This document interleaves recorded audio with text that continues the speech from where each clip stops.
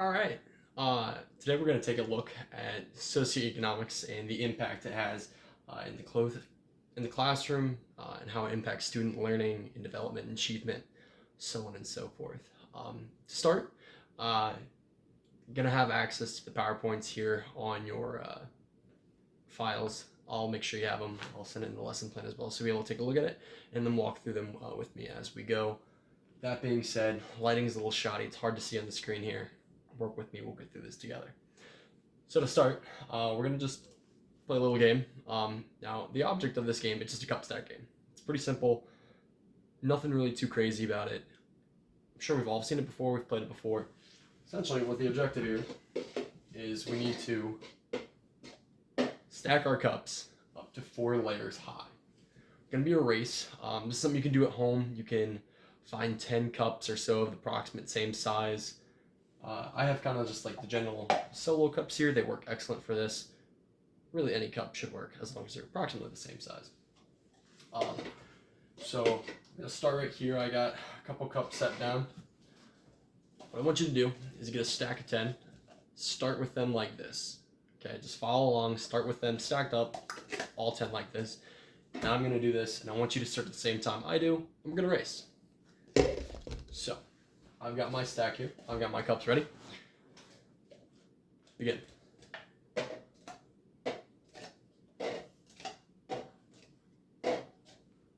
Okay, I'm done. So kind of take a stop. Take a look at where you're at. Did you finish before me?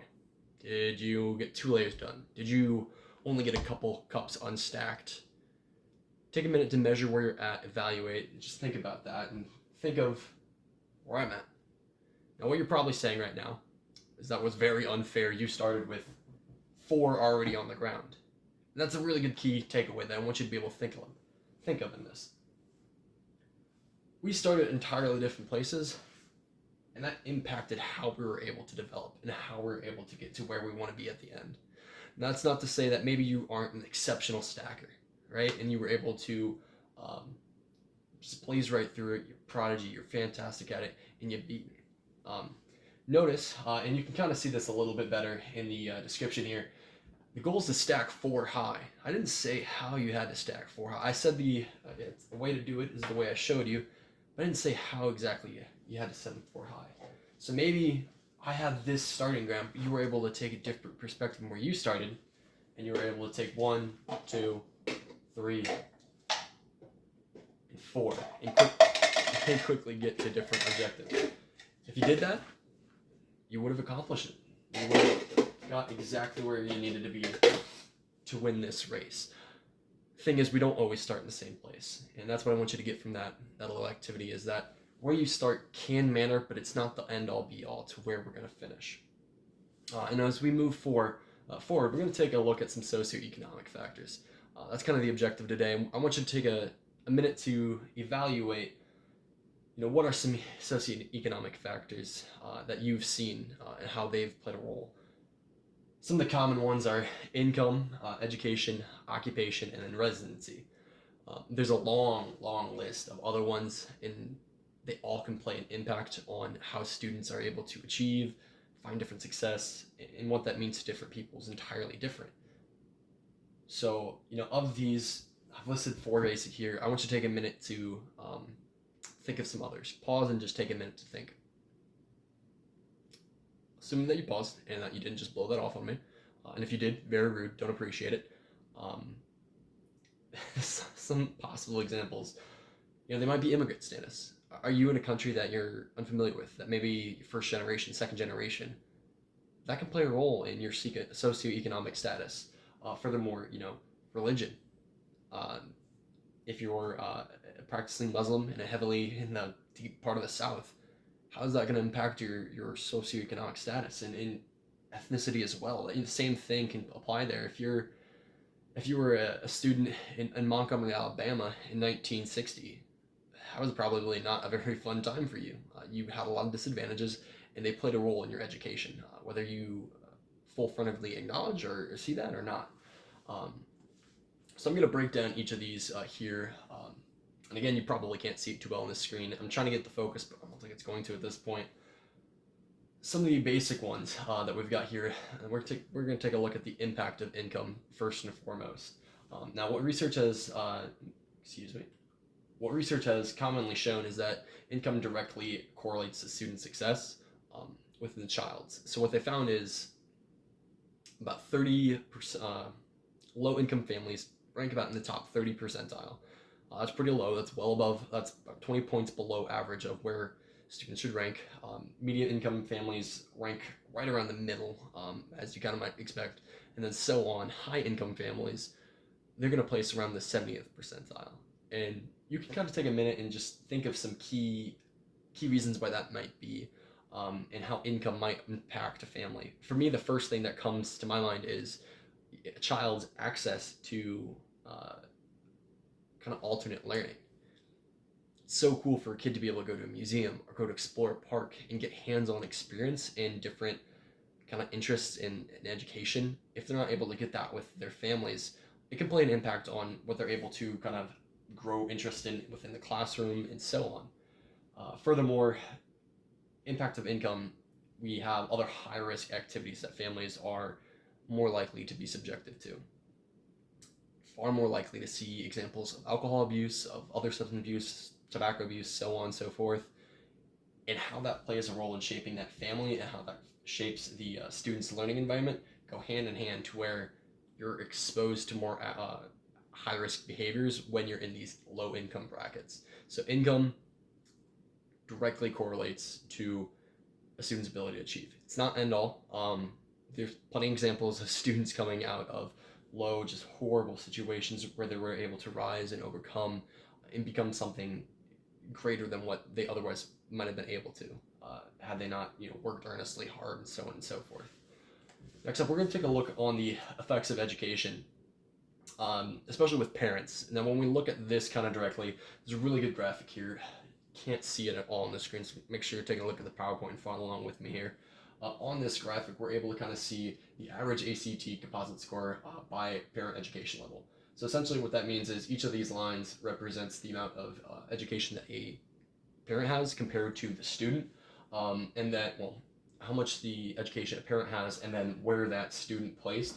So what we can see here, and it's a flat line slope for all of these to where it's pretty consistent that if you have no college, you're going to rank the lowest. If you have some college, you're going to be better than kids with no college, but you're not going to be as good as kids with parents who have some, bachelor level college. And then so on and so forth. If your parents have a graduate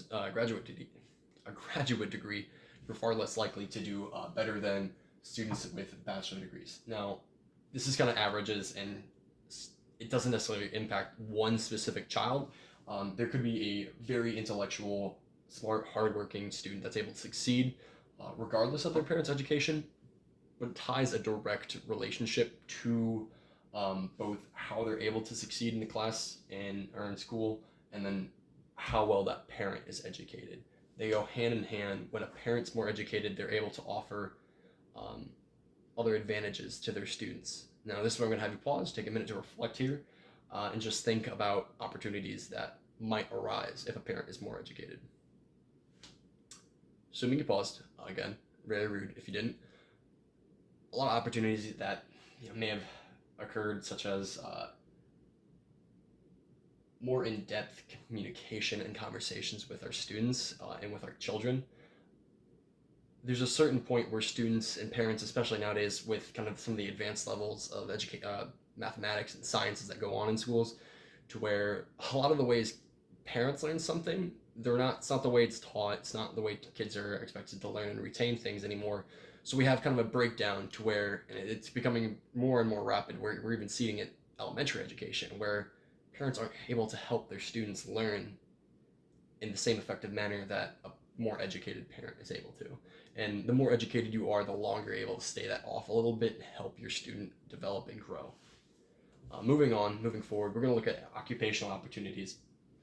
And kind of the big breakdown of this and the kind of key takeaways we can really grab from this, it ties back to family again, and that's where all the socioeconomic kind of stems from, is where you and your family place in the socioeconomic status kind of situation. It's cumulative, it's based on kind of a family and a tight network. So with this, family occupation kind of impacts students' prospective aspirations. And a lot of what this breaks down to is students' ability to talk to their parents about building towards a career. And it's found that a lot of research suggests that when you're able to talk with a parent or talk with your child and set goals and some aspirations, then you're actually able to work towards achieving them. If you don't have a goal, then you don't have the means to set up tools, to set up challenges and opportunities and find ways to accomplish them. So that's where occupational opportunities come in. If you have a family or a parent, um, for example, I'll give you an example of one of my old bosses. His father, he worked insurance for the longest time, very high income earning family. And through that, they were able to work together for a very long time. Eventually, the parent was able to afford to send my boss to college for all 4 years and then get his master's the following year in business and marketing. That my boss was able to then open up and work.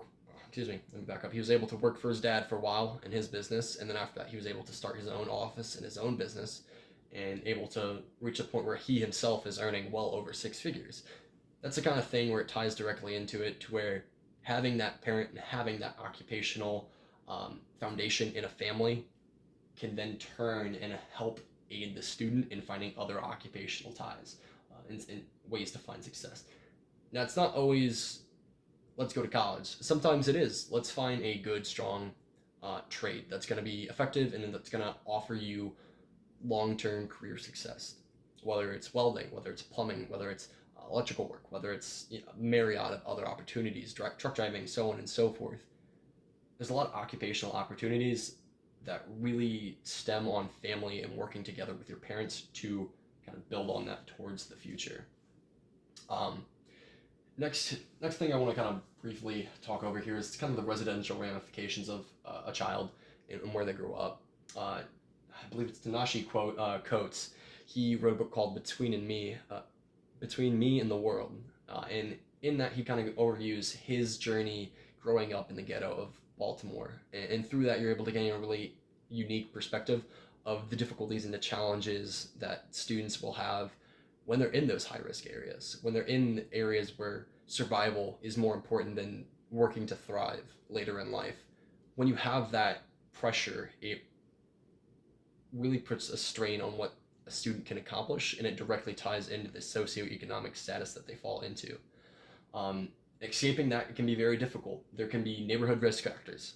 Think of gangs, involvement in that, and how that can impact a student and their likeliness to find success and achieve later in life. There can be a wide variety of other environmental factors within their neighborhoods that can play a role later in life.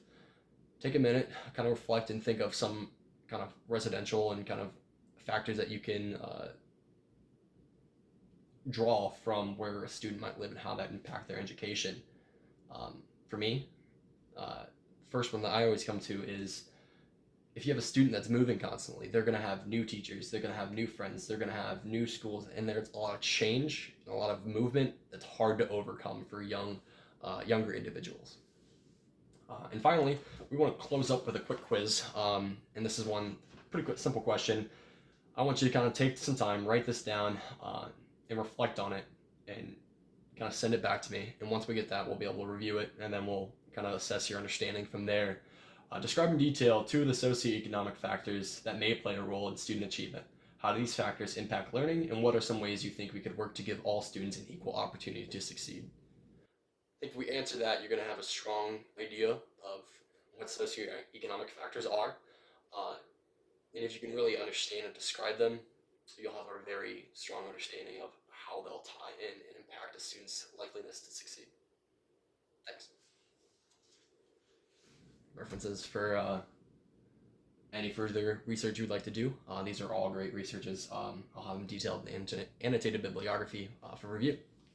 Thank you.